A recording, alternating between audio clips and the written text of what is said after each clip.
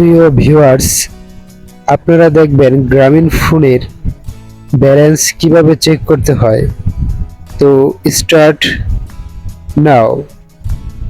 প্রথমে দেখতে পাচ্ছেন আমাদের কল আইকন।